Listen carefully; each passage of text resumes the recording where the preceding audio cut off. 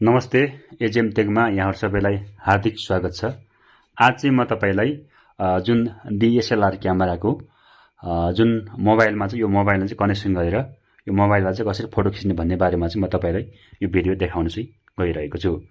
सर्वप्रथम तपाईले चाहिँ यो डीएसएलआर क्यामेराको चाहिँ यो मोड चाहिँ यो चाहिँ खोल्नुस्। यो अलिकति यसलाई चाहिँ यस्तो गरेर म यसलाई खोल्छु।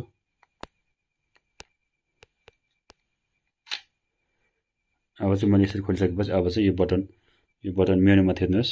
मेनुमा थिचिसकेपछि अब चाहिँ यहाँनिर यस्तो अप्सन आउँछ। यस्तो आइसकेपछि यहाँनिर तपाईले वाइफाई फंक्सनमा जानुस्। यहाँ आइसकेपछि तपाईले चाहिँ यहाँनिर अपलोड वेब सर्भिस भन्छ, कनेक्ट स्मार्टफोनमा जानुस्। यहाँ आइसकेपछि तपाईले कनेक्टमा फेरि थिच्नुस्, ओकेमा थिच्नुस्। यो चाहिँ कन्फर्म मा आउनुस्। तपाईको यो आइसकेपछि म्याक एड्रेस भनेर भनेको छ।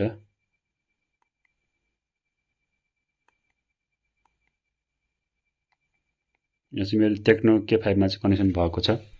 म यसलाई चाहिँ यो यहाँबाट सबैमा कनेक्सन गरेर देखाउने छु।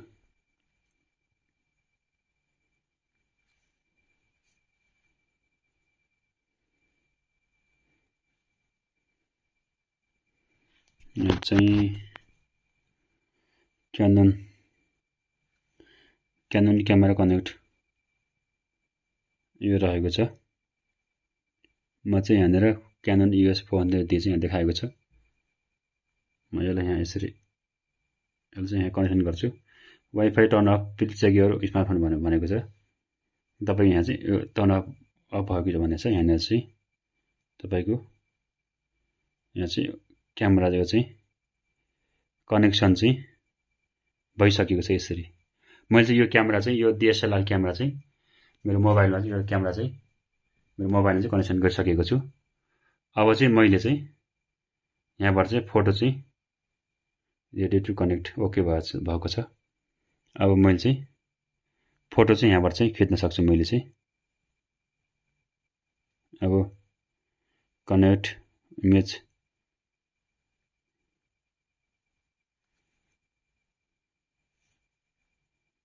यहाँ खिचे फोटो चाहिँ यहाँनिर रहेको छ।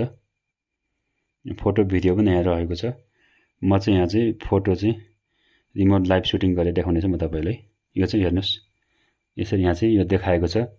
हामीले यो यसरी हल्लाएपछि यसको चाहिँ यसरी देखाएको छ। अब चाहिँ हामीले यहीँबाट यसरी सुट गर्न सक्छौँ।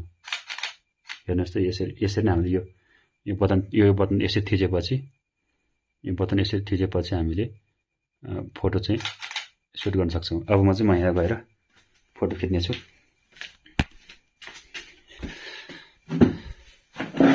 यहाँ आएर म चाहिँ यसरी फोटो खिच्ने छु। म चाहिँ पारिबाट क्यामेराबाट यसरी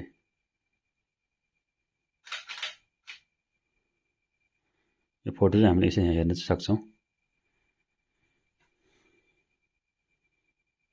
मैले चाहिँ यसरी चाहिँ जुन क्यामेरामा चाहिँ यसरी फोटो चाहिँ मैले तपाईको माझमा चाहिँ खिचेको छु। यसरी तपाईले नि यसरी नै फोटो चाहिँ खिच्न सक्नुहुन्छ। यसको लागि चाहिँ तपाईले चाहिँ मोबाइलमा चाहिँ कनेक्सन चाहिँ गर्नु पर्नेछ। केही कुरा तपाईले बुझ्नु भन्यो भने चाहिँ तपाईले कमेन्ट लेख्नु होला। म चाहिँ यो क्यामेराबाट चाहिँ यसरी यो क्यामेरा चाहिँ फोटो चाहिँ यसरी खिचेको छु।